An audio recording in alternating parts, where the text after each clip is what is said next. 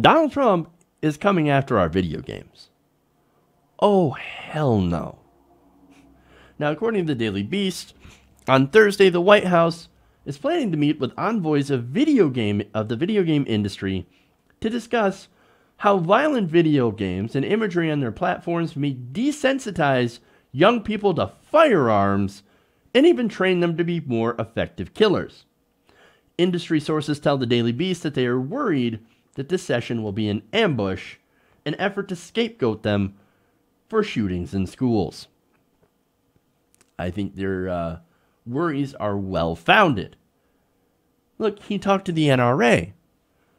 Trump did. And he come out of that meeting and said, oh, gun control. No, I'm a great, fantastic supporter of the Second Amendment. I love the Second Amendment. Nobody's loved the Second Amendment more than Trump. So he's not going to do anything about guns. And look, people in the White House know it. He's been going back and forth. Oh, no, I agree. I'll do, yeah. Nancy, sure. I will go and do some forms of gun control. I think that's a great idea. Oh, hey, NRA paymasters. Oh, you have a good idea, too. More guns. Arming teachers. Wonderful. Let's do that. Oh, well, what's the real problem in schools? Must be the video games. In fact, that's what Wayne LaPierre has been saying all along. In fact, I have a quote from him. Hold on here. LaPierre has been saying all along, he's like, oh, no. There exists in this country, sadly, a callous, corrupting shadow industry that sells and sows violence against its own people through vicious, violent video games with names like Bulletstorm, Grand Theft Auto, Mortal Kombat, and Splatterhouse. Guns don't kill people. Video games, the media, and Obama's budget kill people. Oh my God, I hate this man. So, look, that is a common talking point for the NRA, and that actually, that quote was taken from right after Sandy Hook. So that was back in 2012. Anything that they can do to blame the guns, or I'm sorry, to not blame the guns, and to blame the video games, blame something else, blame anything. And of course, Donald Trump is a moron, he's an idiot, and he believes the last person in the room, so guess what he's going to do? He's going to say, oh yeah, the video games, that's a video. Let's set up a meeting. Now, this meeting comes after weeks of internal White House wavering on gun-related policy, with the president endorsing a Democratic gun control wish list on live television, only to have the White House walk it back after Trump's closed-door meeting with the NRA shortly thereafter.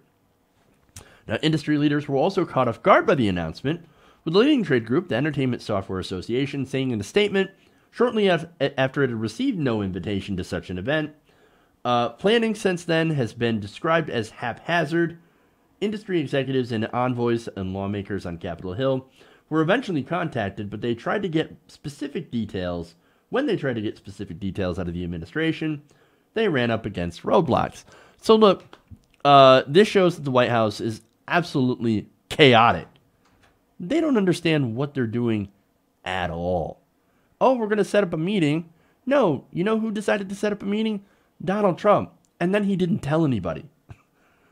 Oh, yeah, no, we're going to totally set up a meeting with the video game people. In fact, well, we're going to get on that. It's going to be tremendous.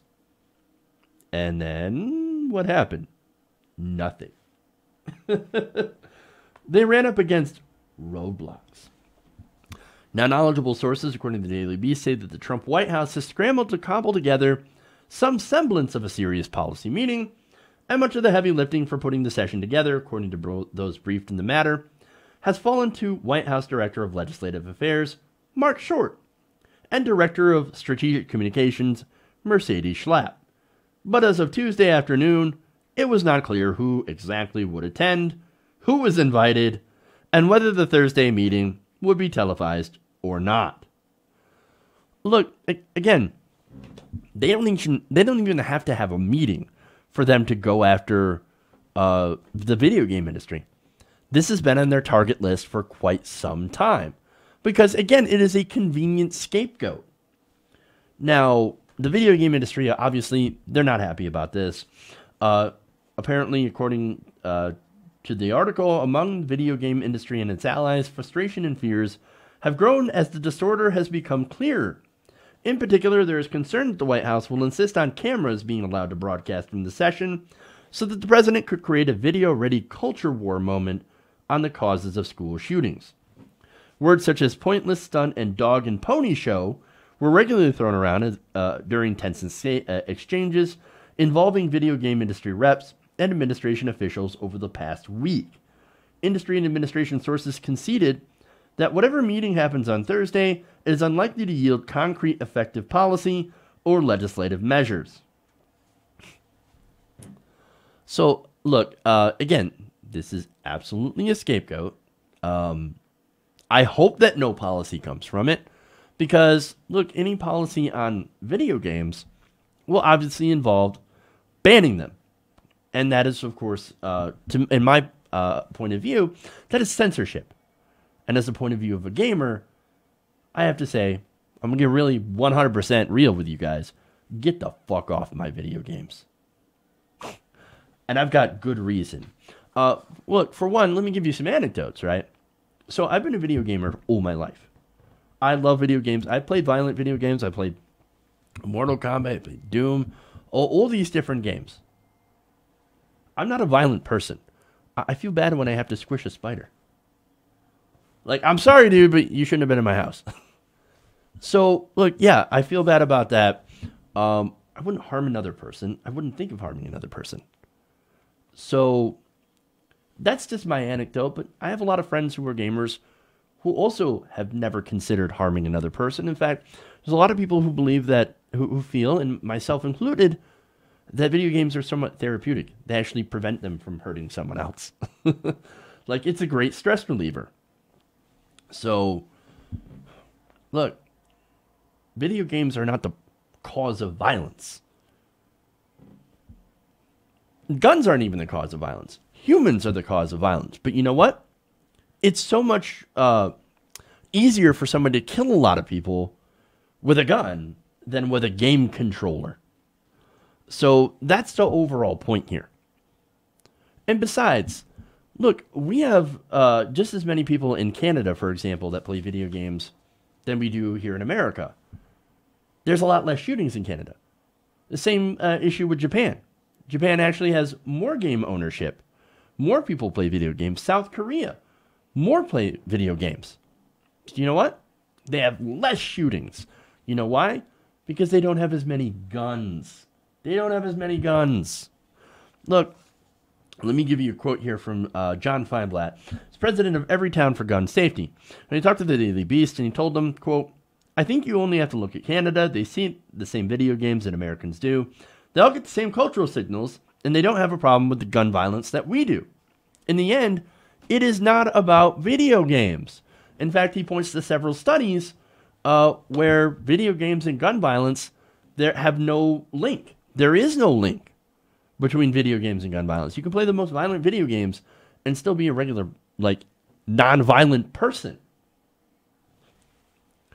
Now, look, I'm usually loath to give industry talking points, but I think in this case, it is actually true.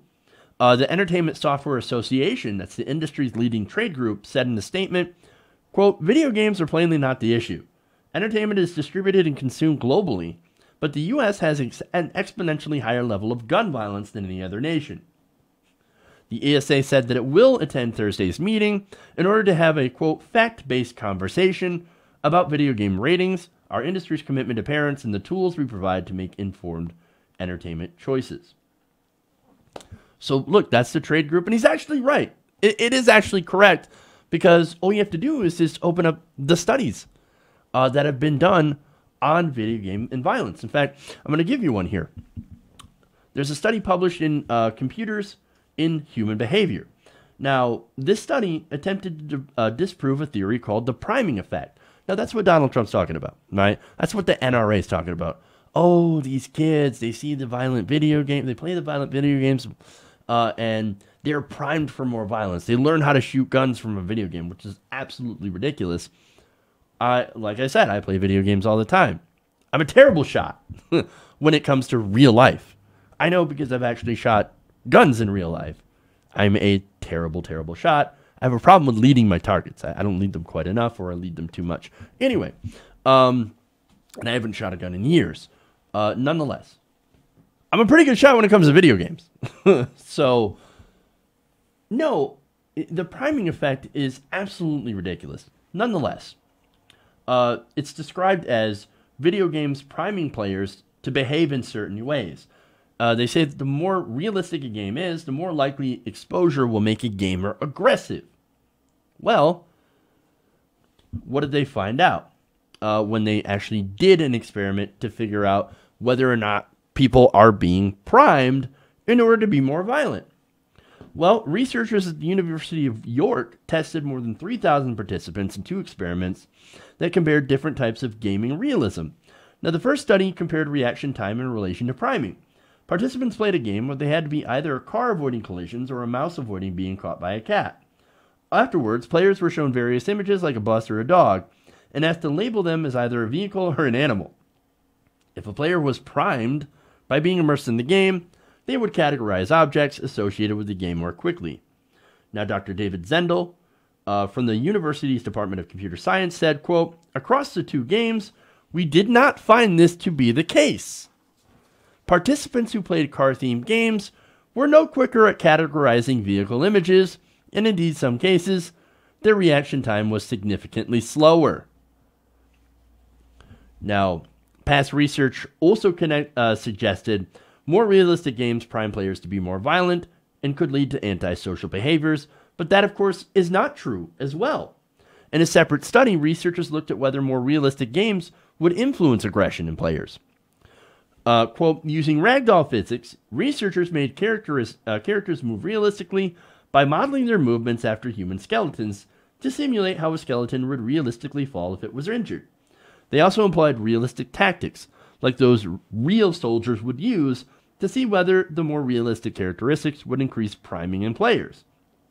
They found that there was no difference in priming in gamers who played the more realistic games compared with those who didn't. The findings suggest that realistic games don't make real aggression. Not only that, but violent video games were also found to have no long-term effects on a person's empathy, and that some games could actually improve cognitive ability in gamers. All this stuff about video games making people violent is a crock of bullshit. 100% grade A fucking shit. That's what it is. Look, if you think video games make people violent, then you have not played video games. Either you have not played video games, or you are desperately trying to blame something else other than what the obvious answer is to gun violence. The guns. Oh, but no, it's people kill people. Guns don't kill people. People kill people. People with guns kill people. Look, man, I believe it was the Netherlands, or is it Denmark? There was a recent attack on a school by a mentally deranged man. Since it was very, very difficult to get guns in Denmark, that person resorted to having to use a knife. So this person is 44-year-old, a mentally deranged person, goes into a school with knives, and guess what? The students just threw their backpacks at him until he relented. That's what happens when you don't have guns in your society that are easy for people to get. They just threw their backpacks at him. Yet in America, it's so easy to get a gun that is clearly a weapon of war. But yet we don't blame the idea that we can get guns. No. We try to find everything that we can to not blame the gun, to not actually put the blame on easily accessible weapons. Because yes, while people kill people, it's so much easier for people to kill people when they're armed. It's not the video games. Get the hell away from my games. It is a legitimate form of entertainment, and it doesn't hurt anybody. we've got to tackle the real problems with gun violence. And I think that starts with the guns. Hey everybody, thanks for watching this video. If you want to see more like this, please hit the subscribe button below. And if you want to support truly independent progressive media, please consider becoming a patron at patreon.com/TYTNation.